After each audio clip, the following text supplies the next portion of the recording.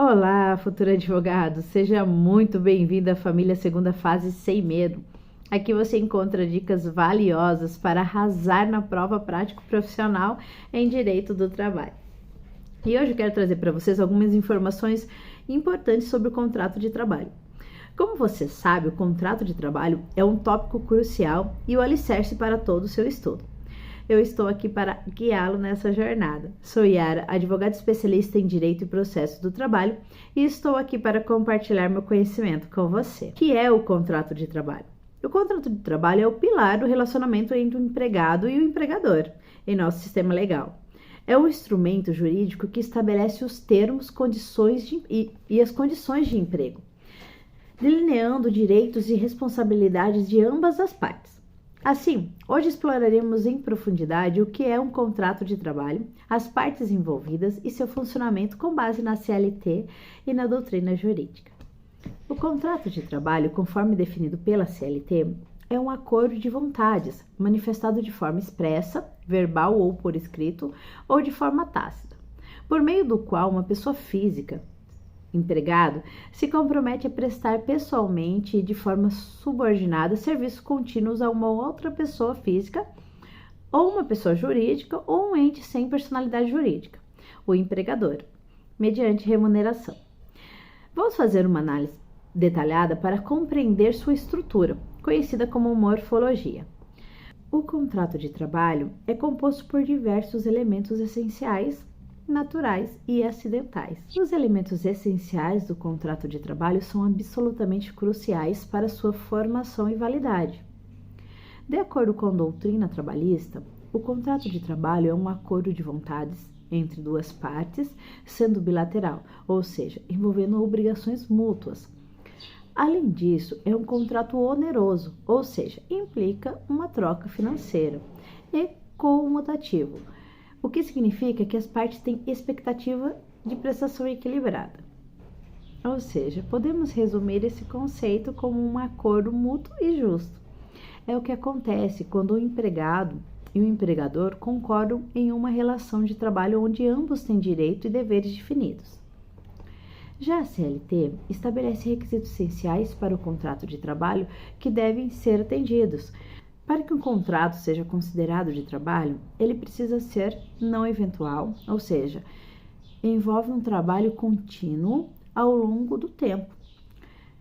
Prestado com pessoalidade, o trabalho é executado pela pessoa física do empregado e não pode ser substituído por outra pessoa sem um acordo mútuo. Mediante subordinação, o empregado está sujeito às diretrizes e supervisão do empregador, seguindo suas instruções. Oneroso implica em uma remuneração, ou seja, o empregado é pago pelo trabalho realizado. Esses requisitos podem ser resumidos como prestação de serviço regular, pessoal, supervisionado e remunerado. Eles são fundamentais para a definição de um contrato de trabalho válido. Além dos elementos essenciais que definem o contrato de trabalho, existem elementos naturais e acidentais que podem estar presentes, moldando ainda mais a relação entre empregado e empregador. Os elementos naturais geralmente dizem respeito às condições e forma de prestação dos serviços acordados no contrato de trabalho. Embora não sejam obrigatórios, são comumente encontrados em contrato de trabalho. Eles são chamados de naturais porque sua presença é quase inevitável. Alguns exemplos incluem jornada de trabalho. Se as partes não especificarem a jornada de trabalho, prevalece a jornada padrão de 8 horas diárias, conforme estabelecido na Constituição Federal. Salário.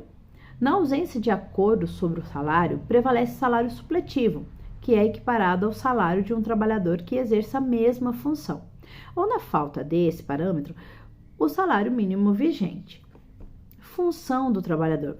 Se o contrato não define a função do trabalhador, presume-se que ele concordou em desempenhar qualquer função compatível com suas habilidades e qualificações.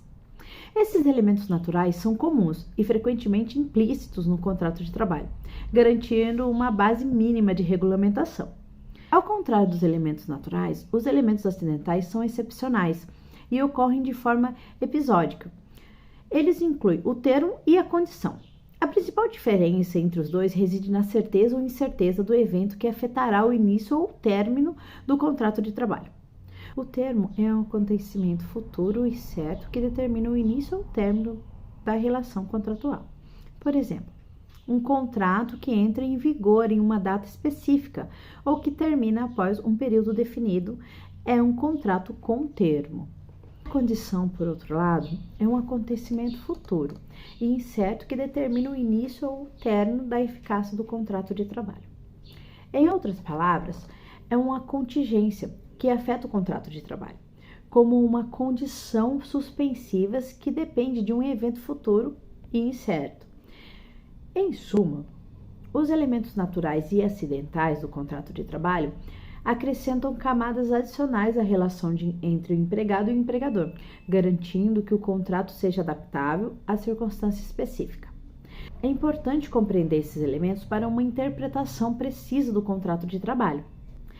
Para mais informações sobre o uso do termo no contrato de trabalho, consulte o artigo 443 da CLT.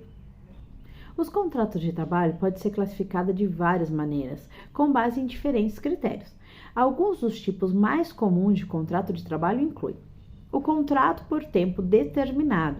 É aquele em que o vínculo empregatício entre o profissional e o empregador é estabelecido por um período previamente definido, que pode ser revogado se houver um intervalo de pelo menos 6 meses entre o fim de um e o começo de outra contratação. O contrato por tempo indeterminado é o modelo mais comum de contratação, no qual não há um prazo previamente estabelecido para a finalização do serviço entre a empresa e o funcionário. O contrato por experiência é um contrato por tempo determinado com duração máxima que tem como objetivo avaliar as habilidades e competências do profissional. Contrato de trabalho intermitente é aquele em que a prestação de serviço é descontínua, podendo ser alternada com período de inatividade, mediante convocação do empregador. Contrato de trabalho em regime de tempo parcial é aquele em que a jornada de trabalho é reduzida em relação à jornada normal de trabalho, com remuneração proporcional. Contrato de trabalho temporário é aquele em que a prestação de serviço é realizada por uma pessoa física contratada por uma empresa de trabalho temporário para atender à necessidade transitória de substituição de pessoal regular e permanente ou a acréscimo extraordinário de serviço. O contrato de trabalho autônomo é aquele em que o trabalhador exerce sua atividade profissional sem vínculo empregatício, prestando serviço de forma eventual por conta própria e com autonomia. O contrato de trabalho em regime de teletrabalho é aquele em que a prestação de serviço é realizada de forma remota, fora das dependências do empregador, com a utilização de tecnologias de informação e comunicação. As partes envolvidas no contrato de trabalho são o empregado e o empregador. O empregado é a pessoa física que presta serviço e se submete à subordinação do empregador. Já o empregador é a pessoa física ou jurídica que contrata o empregado e assume responsabilidade pelo pagamento do salário e pelo cumprimento das obrigações legais. O contrato de trabalho pode ser alterado por mútuo consentimento das partes e não pode gerar prejuízo ao empregado. Por exemplo, o empregador pode mudar o horário de trabalho do empregado se ele concordar e se isso não afetar a sua saúde, segurança ou a remuneração. Algumas alterações no contrato de trabalho podem ser feitas por lei, sem a necessidade do consentimento do empregado. Por exemplo, o empregador pode reduzir o salário ou a jornada de trabalho em caso de força maior, como uma calamidade pública ou uma crise econômica. Nesses casos, o empregado deve respeitar os limites e as condições estabelecidas pela legislação trabalhista. Se o empregado fizer uma alteração no contrato de trabalho que seja ilegal ou prejudicial ao empregado, ele pode ser responsabilizado judicialmente e ter que pagar indenização ou multas. O empregado também pode considerar o contrato rescindido por justa causa e pedir a sua demissão. Vou fazer um resumo dos artigos da CLT que trazem informações sobre o contrato de trabalho. O artigo 442 traz as disposições gerais. O contrato individual de trabalho é o acordo que estabelece a relação de emprego. Não há vínculo empregatício entre sociedades cooperativas e seus associados. Não há vínculo empregatício entre entidades religiosas e ministros de confissão religiosa, desde que a finalidade religiosa e voluntária seja mantida. Artigo 442-A. Comprovação de experiência prévia. Para a contratação, o empregador não pode exigir comprovação de experiência superior a 6 meses na mesma atividade. Artigo 442-B. Contratação de autônomo. A contratação de autônomo, desde que cumpridas formalidades legais, afasta a qualidade de empregado. Artigo 443. Tipos de contrato de trabalho. O contrato de trabalho pode ser acordado verbalmente ou por escrito, por prazo determinado ou indeterminado, ou para trabalho intermitente. O contrato de prazo determinado é válido para atividades transitórias, empresariais ou de experiência. O contrato intermitente envolve a prestação de serviço em períodos alternados, com subordinação, determinados em horas, dias ou meses. Artigo 444. Livre estipulação das relações contratuais. As relações contratuais de trabalho podem ser livremente estipuladas, desde que respeitadas as proteções trabalhistas e contratos coletivos aplicáveis. Para empregados com diploma do nível superior e salário mensal igual ou superior 2 vezes o limite máximo do regime geral de previdência social, a estipulação é ainda mais flexível. Artigo 445. Limitações no contrato por prazo determinado. Os contratos por prazo determinado não podem ser estipulados por mais de 2 anos. O contrato de experiência não pode exceder 90 dias. Artigo 447. Presunção de condição essencial. Na ausência de acordo ou prova sobre condição essencial em contratos verbais, presume-se que ela exista conforme a lei. Artigo 448. Mudanças na propriedade da empresa. Mudança na propriedade ou estrutura da empresa não afeta os contratos de trabalho dos empregados. Artigo 448-A. Sucessão empresarial. Em caso de sucessão empresarial, as obrigações trabalhistas, inclusive as contraídas com a empresa anterior, são de responsabilidade do sucessor. Fraudes nas transferências podem levar à responsabilidade solidária da empresa anterior. Artigo 449. Manutenção dos direitos em caso de falência ou dissolução. Os direitos oriundos de contrato de trabalho continuam a existir em caso de falência, concordato ou dissolução da empresa. Salários e indenizações devido ao empregado têm status privilegiados na falência. Artigo 458. Garantias na mudança temporária de cargo. Empregados temporariamente em cargos diferentes mantêm a contagem de tempo de serviço e têm direito a retornar ao cargo anterior. Artigo 451. Prazo indeterminado em contratos sucessivos. Contratos que sucedem outros em até 6 meses passam a vigorar sem prazo determinado. Artigo 452. Contrato de trabalho intermitente. O contrato de trabalho intermitente deve ser escrito e incluir o valor da hora de trabalho, que não pode ser inferior ao valor do salário mínimo. O empregador deve convocar o empregado com pelo menos 3 dias de antecedência, e a recusa não descaracteriza a subordinação. Ao final de cada período de trabalho, o empregado recebe pagamento imediato. Artigo 453. O tempo de serviço e recontratação.